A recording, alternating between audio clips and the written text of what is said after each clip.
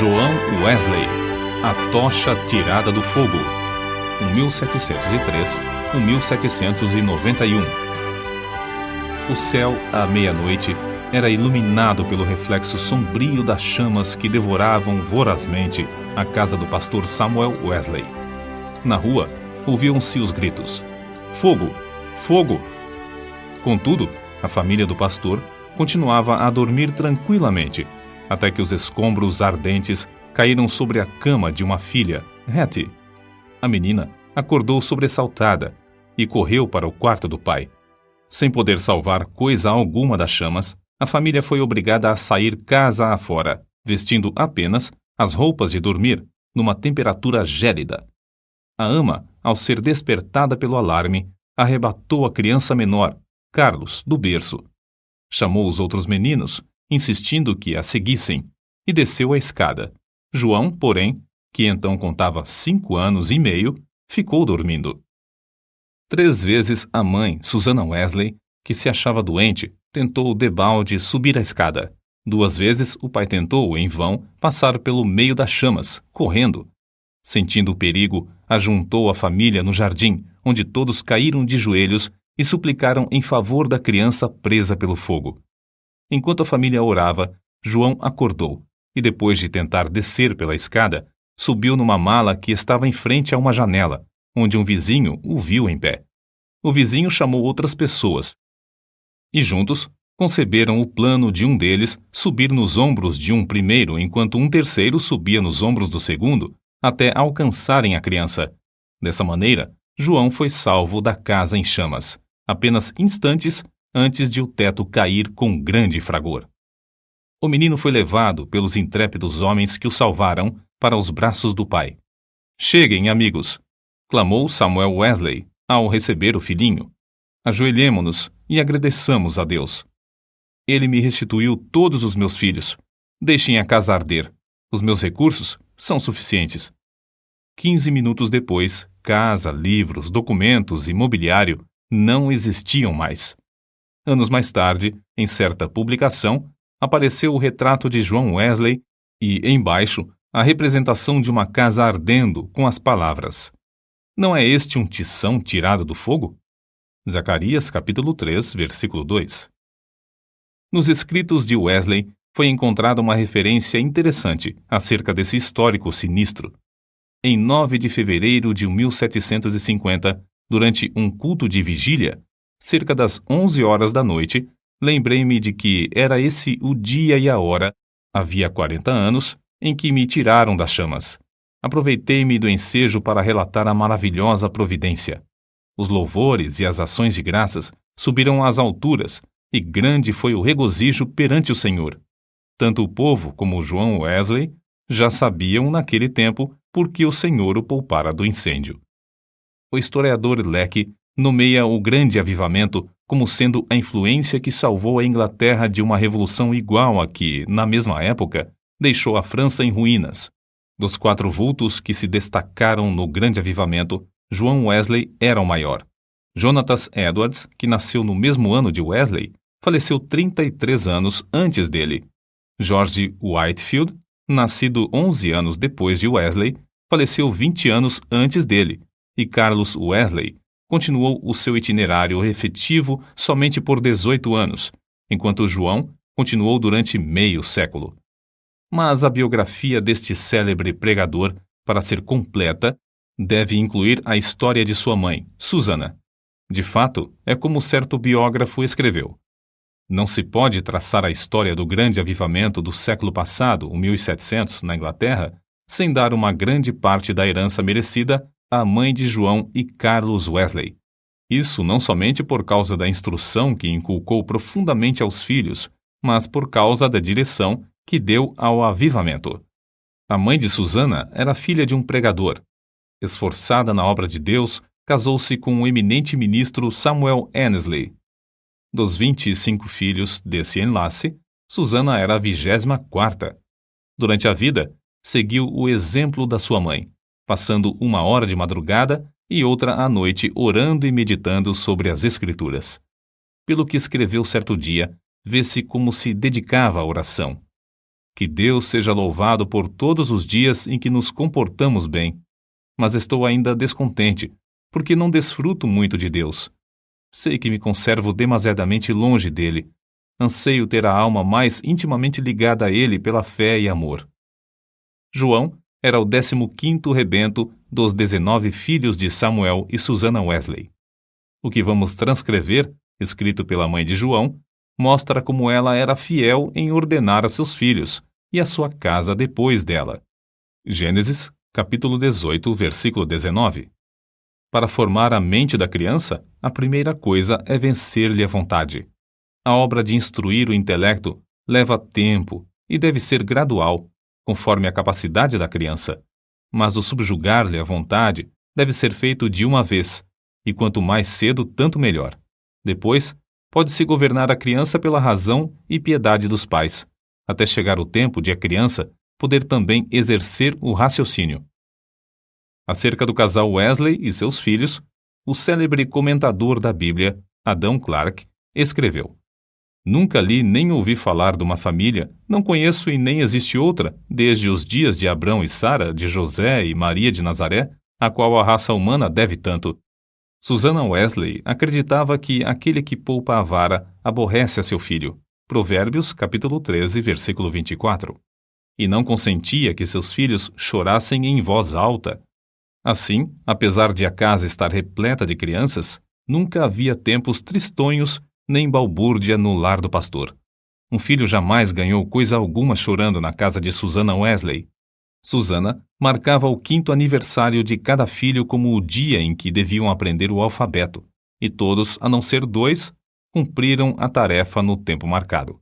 No dia seguinte, a criança que completava 5 anos e aprendia o alfabeto começava o estudo da leitura, iniciando-o com o primeiro versículo da Bíblia.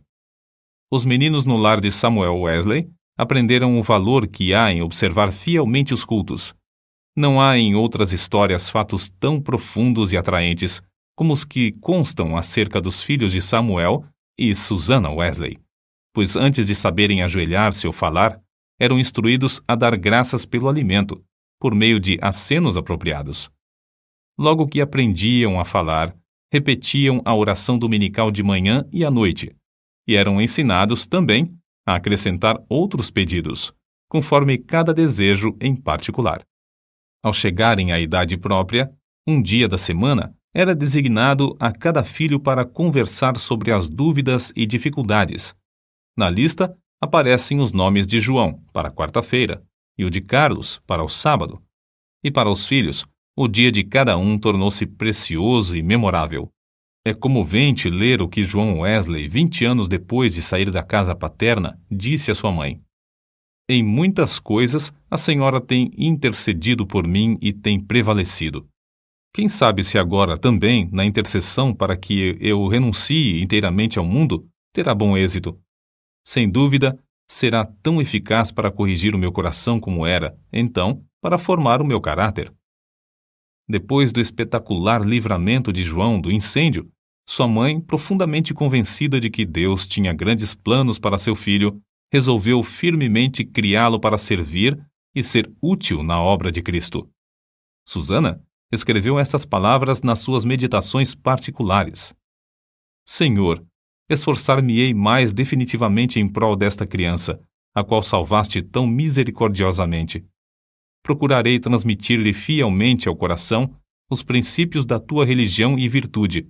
Senhor, dá-me a graça necessária para fazer isso sincera e sabiamente, e abençoa os meus esforços com grande êxito.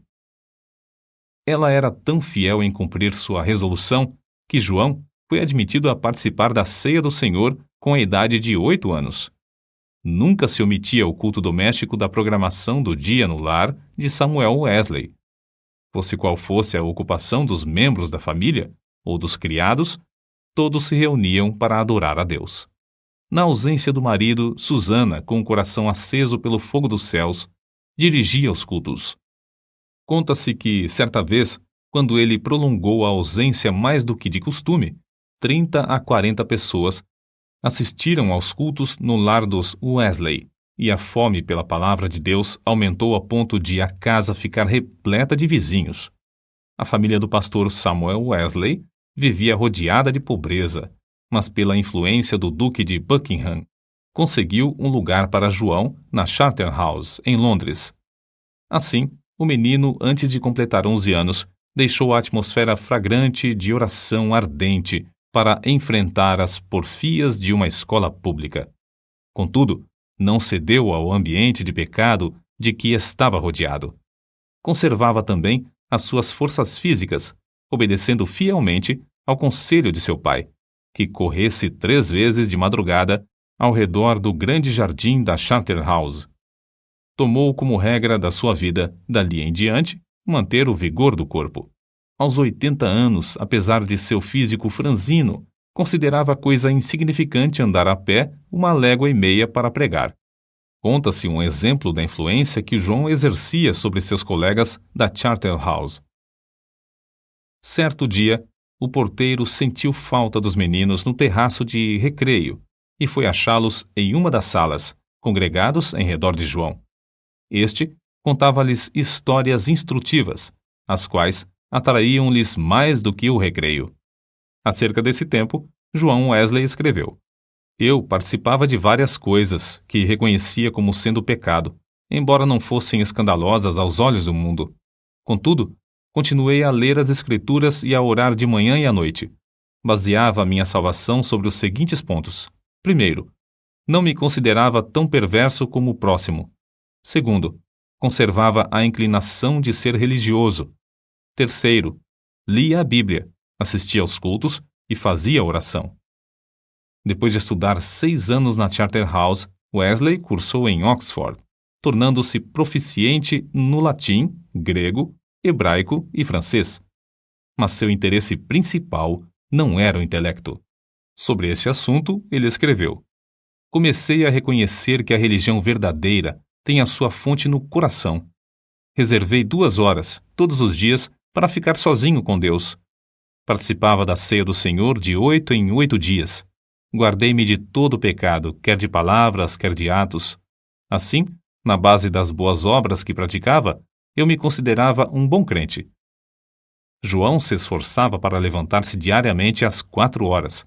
Por meio de anotações que registravam suas atividades cotidianas, conseguia dar conta de seu tempo para não desperdiçar um só momento. Continuou a observar esse costume até quase o último dia da sua vida.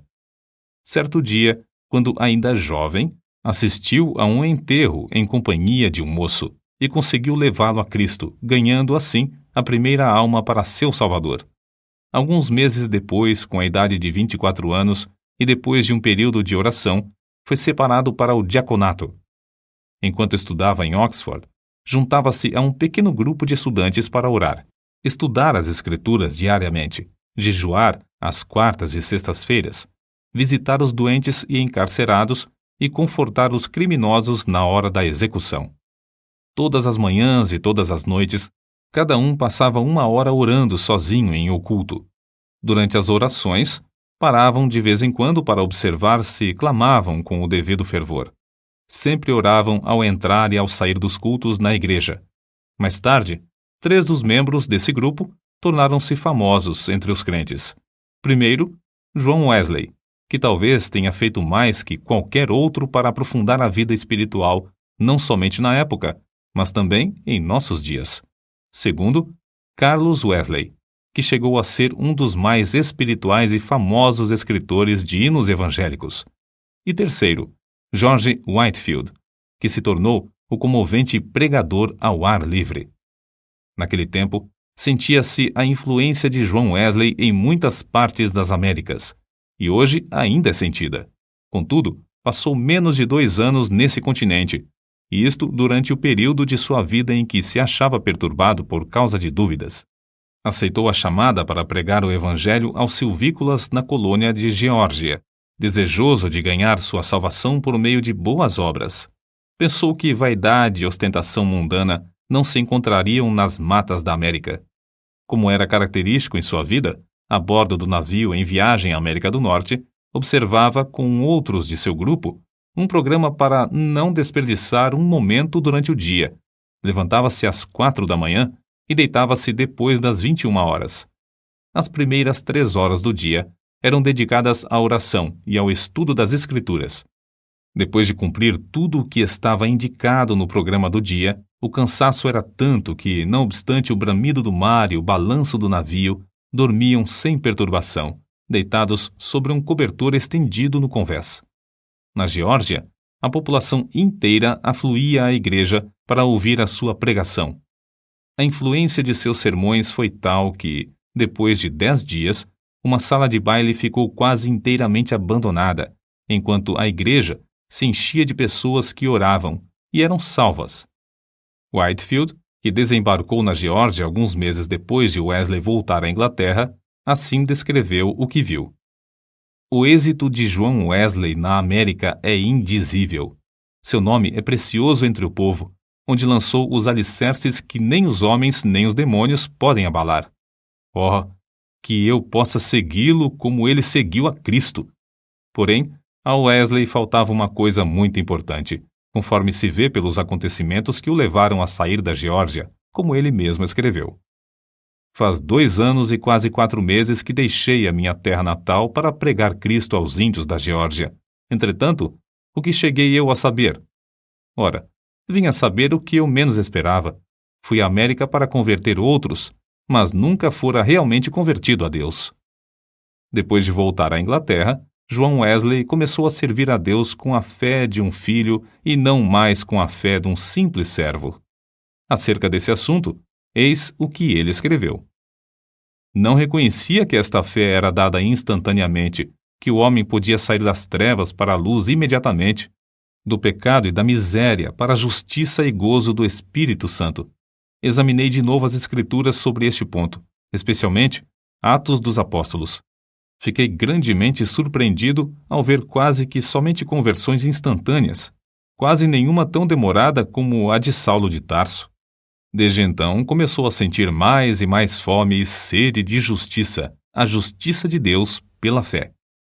Fracassara na sua primeira tentativa de pregar o Evangelho na América porque, apesar de seu zelo e bondade de caráter, o cristianismo que possuía era uma coisa que recebera por instrução. Mas a segunda etapa de seu ministério destacou-se por um êxito fenomenal. E porque o fogo de Deus ardia na sua alma, chegara a ter contato direto com Deus através de uma experiência pessoal. Relatamos aqui, com suas próprias palavras, o episódio no qual o Espírito testificou ao seu espírito que era filho de Deus e que veio transformar completamente a sua vida. Eram quase 5 horas, hoje, quando abri o Novo Testamento, e encontrei estas palavras. Ele nos tem dado grandíssimas e preciosas promessas para que, por elas, fiqueis participantes da natureza divina. Segunda carta de Pedro, capítulo 1, versículo 4. Antes de sair, abri mais uma vez o Novo Testamento para ler estas outras palavras. Não estás longe do reino de Deus. Marcos, capítulo 12, versículo 34. À noite, senti-me impelido a assistir em Aldersgate. Senti o coração abrasado. Confiei em Cristo, somente em Cristo, para a salvação. Foi-me dada a certeza de que Ele levara os meus pecados e de que me salvara da lei do pecado e da morte. Comecei a orar com todas as minhas forças e testifiquei a todos os presentes do que sentia no coração.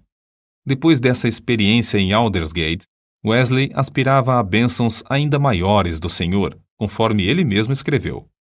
Eu suplicava a Deus que cumprisse todas as suas promessas na minha alma. O Senhor honrou este anelo, em parte, não muito depois, enquanto eu orava com Carlos, Whitefield e cerca de 60 outros crentes, em Fetter Lane. São de João Wesley também estas palavras. Cerca de 3 horas da madrugada, enquanto perseverávamos em oração, Romanos capítulo 12, versículo 12, o poder de Deus nos sobreveio de tal maneira que bradamos impulsionados de grande gozo, e muitos caíram ao chão. A seguir, ao passar um pouco o temor e a surpresa que sentimos na presença da majestade divina, rompemos em uma só voz. Louvamos-te, ó Deus! Aceitamos-te como Senhor. Essa unção do Espírito Santo dilatou grandemente os horizontes espirituais de Wesley. O seu ministério tornou-se excepcionalmente frutuoso, e ele trabalhou ininterruptamente durante 54 anos, com o coração abrasado pelo amor divino. Um pastor prega, em média, 100 vezes por ano, mas John Wesley pregou cerca de 780 vezes por ano, durante 54 anos. Esse homenzinho de apenas 1,66 m de altura e pesando menos de 60 quilos, dirigia-se a grandes multidões e sob as maiores provações. Quando as igrejas lhe fecharam as portas, levantou-se para pregar ao ar livre. Embora enfrentasse a apatia espiritual quase geral dos crentes, a par de uma onda de devassidão e crimes no país inteiro, multidões de 5.000 a 20.000 afluíam para ouvir seus sermões. Tornou-se comum, nesses cultos, os pregadores acharem-se tão angustiados que gritavam e gemiam. Se materialistas célebres, tais como Voltaire e Thomas Paine, gritaram de convicção ao se encontrarem com Deus no leito de morte, não é de admirar que centenas de pecadores gemessem, gritassem e caíssem ao chão como mortos, quando o Espírito Santo os levava a sentir a presença de Deus. Multidões de perdidos, assim, tornavam-se novas criaturas em Cristo Jesus nos cultos de John Wesley. Muitas vezes, os ouvintes eram levados às alturas de amor, gozo e admiração. Recebiam também visões da perfeição divina e das excelências de Cristo, até ficarem algumas horas como mortos. Ver Apocalipse capítulo 1, versículo 17. Como todos os que invadem o território de Satanás, os irmãos Carlos e John Wesley tinham de sofrer terríveis perseguições. Em Moorfield, os inimigos do Evangelho acabaram com o culto, destruindo a mesa em que João subira para pregar, e o insultaram e maltrataram. Em Sheffield, a casa foi demolida sobre a cabeça dos crentes. Em Wednesbury, destruíram as casas, roupas e móveis dos fiéis, deixando-os desabrigados, expostos à neve e ao temporal. Diversas vezes, John Wesley foi apedrejado e arrastado como morto na rua. Certa vez, foi espancado na boca, no rosto e na cabeça até ficar coberto de sangue. Mas a perseguição por parte da igreja decadente era sua maior cruz. Foram denunciados como falsos profetas, paroleiros, impostores arrogantes, homens destros na astúcia espiritual, fanáticos, etc. Ao voltar para visitar Epworth, onde nascera e se criara, João assistiu no domingo aos cultos da manhã e da tarde na igreja onde seu pai fora fiel pastor durante muitos anos, mas não lhe foi concedida a oportunidade de falar ao povo. Às 18 horas, em pé sobre o monumento que marcava o lugar em que enterraram seu pai, ao lado da igreja, Wesley pregou ao maior auditório jamais visto em Epworth, e Deus salvou muitas almas. Qual a causa de tão grande oposição? Entre os crentes da igreja dormente, alegava-se que eram as suas pregações sobre a justificação pela fé e a santificação. Os descrentes não gostavam dele porque levou o povo a se levantar para cantar hinos às 5 da madrugada. John Wesley não somente pregava mais que os outros pregadores, mas os excedia como pastor, exortando, confortando os crentes e visitando-os de casa em casa. Nas suas viagens, andava tanto a cavalo como a pé, ora em dias ensolarados, ora sob chuvas, ora em temporais de neve. Durante os 54 anos do seu ministério, andou, em média, mais de 7.000 quilômetros por ano para alcançar os pontos de pregação. Esse homenzinho que andava tantos quilômetros ainda tinha tempo para a vida literária. Leu não menos de 1.200 tomos, a maior parte enquanto andava a cavalo. Escreveu uma gramática hebraica, outra de latim e ainda outras de francês e inglês. Serviu durante muitos anos como redator de um jornal de 56 páginas. O dicionário completo que compilou da língua inglesa era muito popular, e seu comentário sobre o Novo Testamento ainda tem grande circulação. Revisou e republicou uma biblioteca de 50 volumes, reduzindo-a para 30 volumes. O livro que escreveu sobre a filosofia natural teve grande aceitação entre o ministério. Compilou uma obra de 4 volumes sobre a história da Igreja. Escreveu e publicou um livro sobre a história de Roma e outro sobre a da Inglaterra. preparou e publicou 3 volumes sobre medicina e 6 sobre música para os cultos. Depois de sua experiência em Fetter Lane, ele e seu irmão Carlos escreveram e publicaram 54 inários. Disse que, ao todo, escreveu mais de 230 livros. Esse homem de físico franzino, ao completar 88 anos, escreveu: Durante mais de 86 anos, não experimentei qualquer debilidade de velhice. Os olhos nunca escureceram, nem perdi o meu vigor. Com a idade de 70 anos, pregou a um auditório de 30.000 pessoas, ao ar livre, e foi ouvido por todos. Aos 86 anos, fez uma viagem à Irlanda, onde, além de pregar 6 vezes ao ar livre, pregou 100 vezes em 60 cidades. Certo ouvinte assim se referiu a Wesley. Seu espírito era tão vivo como aos 53 anos, quando o encontrei pela primeira vez. Atribuiu a sua saúde aos seguintes fatores. Primeiro, ao exercício constante e ar fresco. Segundo, ao fato de nunca, mesmo doente ou com saúde, em terra ou no mar, haver perdido uma noite de sono desde o seu nascimento, o que não o impedia de participar das vigílias na igreja. Terceiro, a habilidade de dormir de dia ou de noite ao sentir-se cansado. Quarto, ao fato de, por mais de 60 anos, ter o hábito de levantar-se às 4 horas da manhã. Quinto, ao costume de sempre orar às 5 da manhã, durante mais de 50 anos. Sexto, ao fato de quase nunca sofrer de dor, desânimo ou preocupações durante a vida inteira. Não nos devemos esquecer da fonte desse vigor que John Wesley manifestava. Passava 2 horas diariamente em oração, e muitas vezes mais. Certo crente que o conhecia intimamente assim escreveu acerca dele. Considerava a oração a coisa mais importante da vida, e eu o tenho visto sair do quarto com uma serenidade de alma visível no rosto até quase brilhar. A qualquer história da vida de John Wesley faltará o ponto principal, se não se fizer menção dos cultos de vigília que se realizavam uma vez por mês entre os crentes. Esses cultos se iniciavam às 20 horas e continuavam até depois da meia-noite, ou até cair o Espírito Santo sobre eles. Baseavam tais cultos sobre as referências no Novo Testamento acerca de noites inteiras passadas em oração. Foi assim que alguém se referiu ao sucesso. Explica-se o poder de Wesley pelo fato de ele ser homo unius libri, isto é, um homem de um livro, e esse livro é a Bíblia. Pouco antes da sua morte, escreveu: Hoje passamos o dia em jejum e oração para que Deus alargasse a sua obra. Só encerramos depois de uma noite de vigília, na qual o coração de muitos irmãos foi grandemente confortado.